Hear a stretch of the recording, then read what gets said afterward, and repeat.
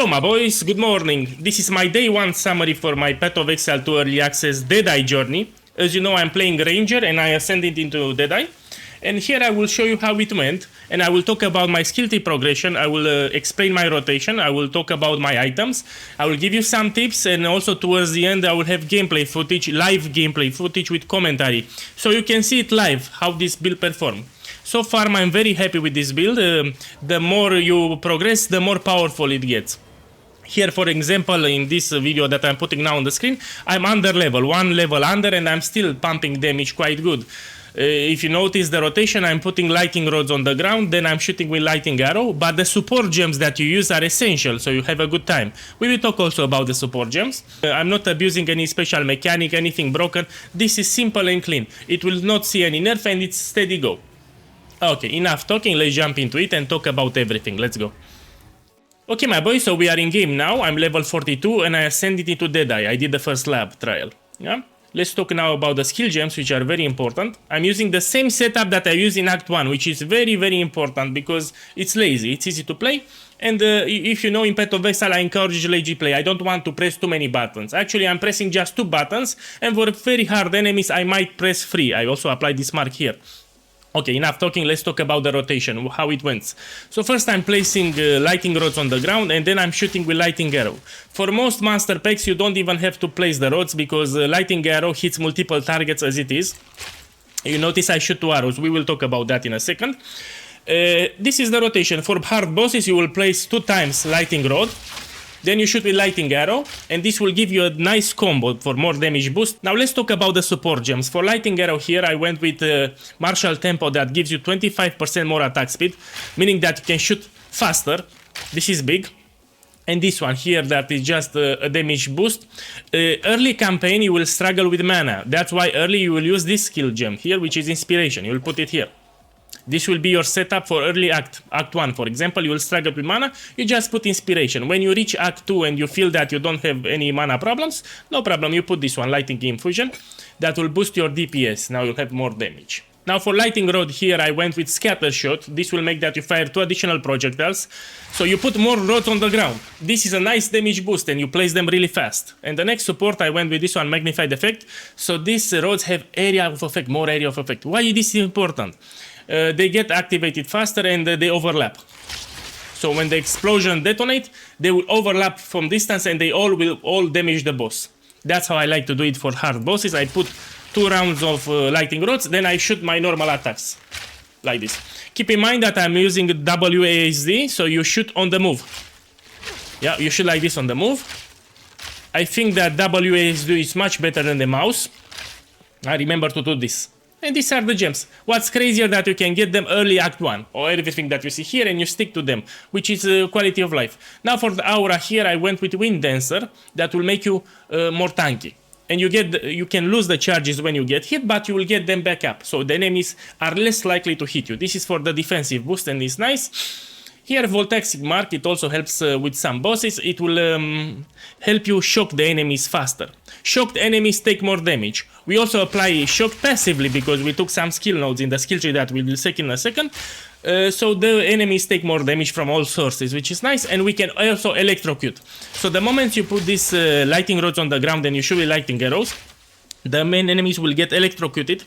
And basically, electrocution is like a stun for spells. So even the bosses will get stunned for several seconds, and that is big. We also have some nodes in the skill tree that amplify the damage they take while electrocuted. Man, electrocuted is really strong in Path of Exile 2. I'm impressed, I was not expecting this.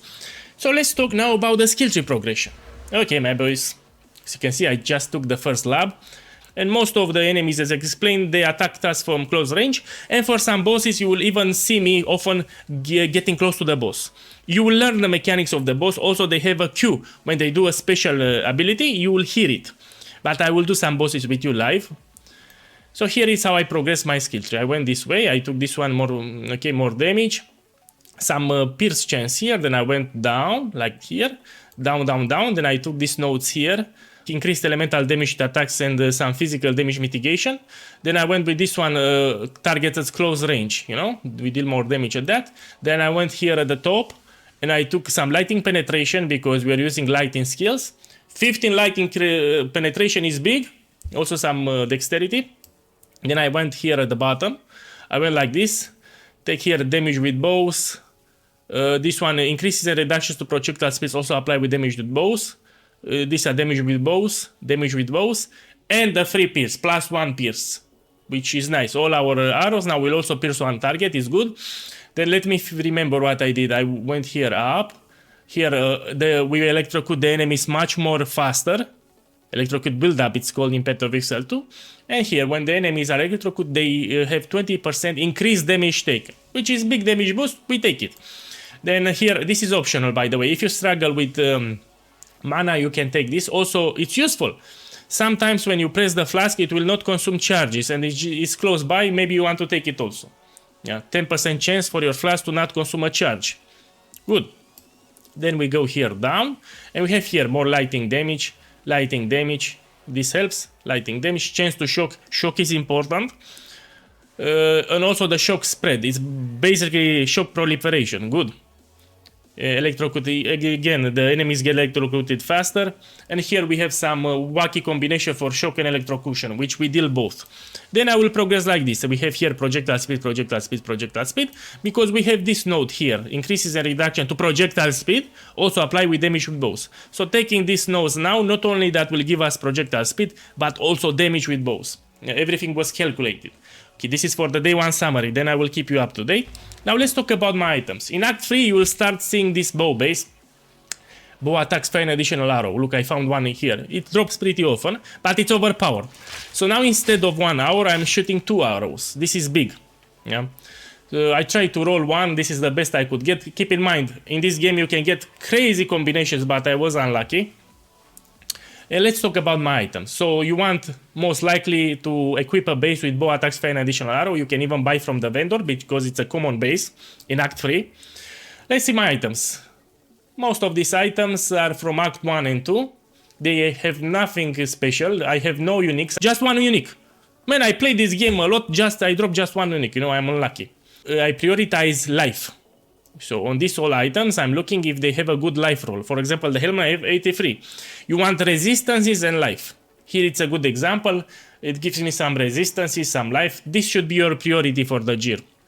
Excepting the bow and quiver when you want to take damage related things. So think like this. For the bow and quiver, you look for damage. For the others, you look for life and resistances. That's how I will do it for now. Yeah. Here for the chance, look for one that unfreezes you.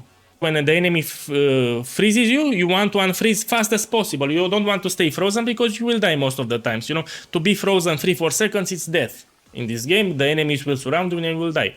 You don't want to use the recommended support gems. So look here, when I'm gonna use a support gem, don't go with the recommendations because they suck.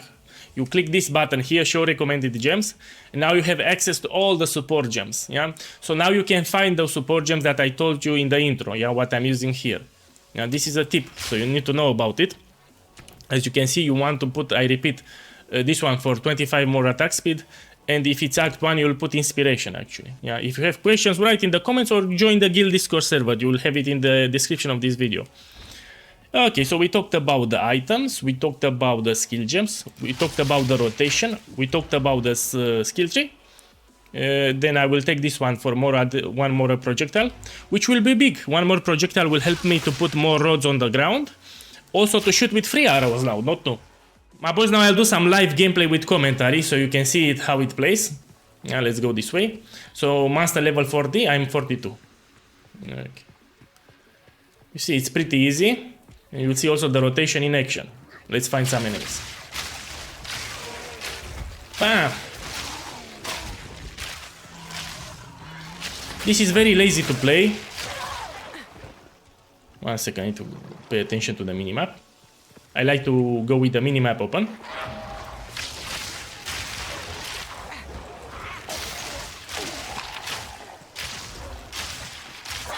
Hop.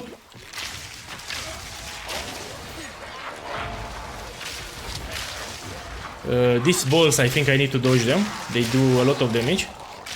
They explode or something, I forgot. This one. Let's find rares or something harder. Oh!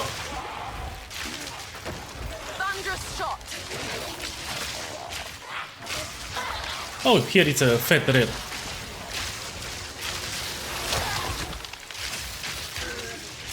Shit, it got electrocuted, that's why. It's a stun. Man, I love this electrocution. Okay, let's identify.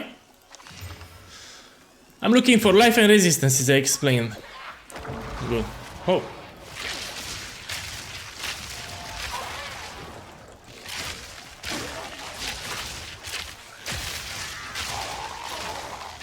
Very lazy to play, man. You also don't need to auto-aim because this skills chain to other enemies for you. Very easy.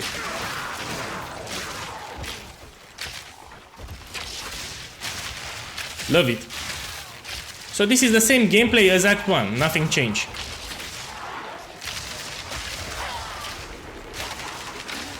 Here we have another rare.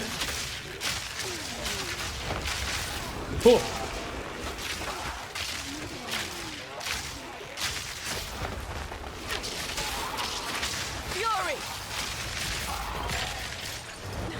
I need to dodge, you see? I need to dodge those balls. You will get used to some mechanics. Bam! Yeah, I should allocate my skill point. Oh, we have these guys here. Bam! Let's allocate the skill point.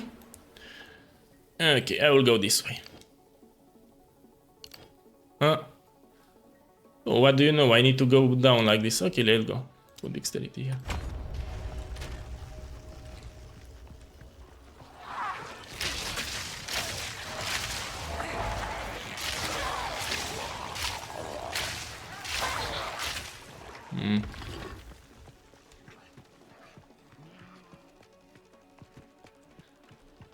The least amount of buttons I have to press, the happier I am, you know? I think this is the wrong way. I need to go here and make right.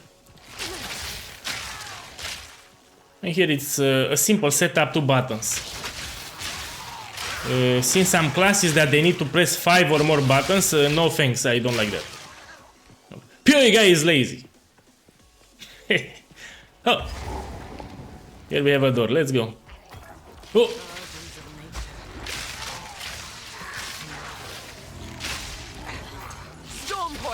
You see, I can still take big hits from special attacks, no problem. You have your left finger near the life flask, so you press it when you need to. This was a crappy room.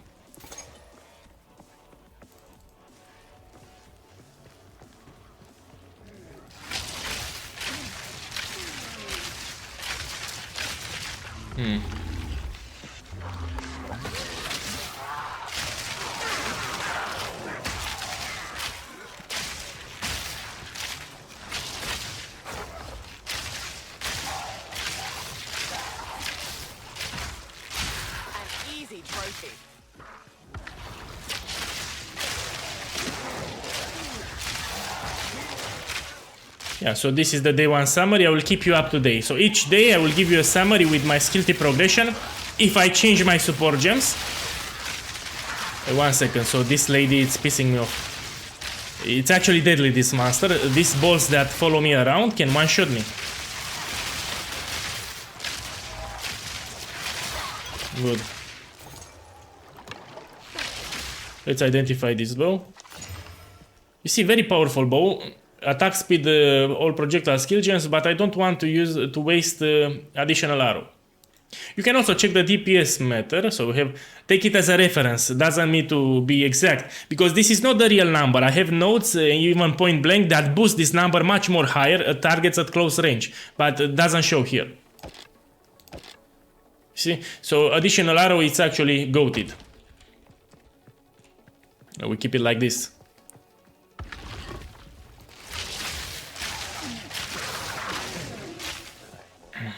Yeah.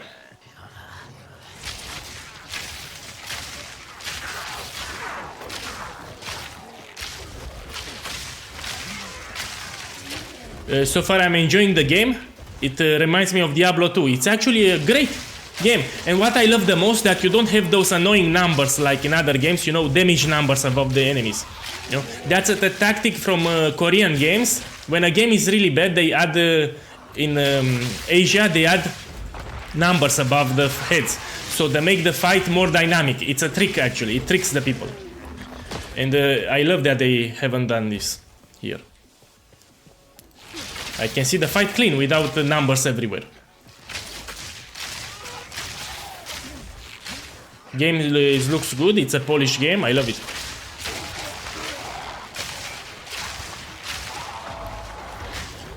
Man, this can take some time and I don't want to make this video too long. I'll put some boss fights that I recorded yesterday, so on day 1,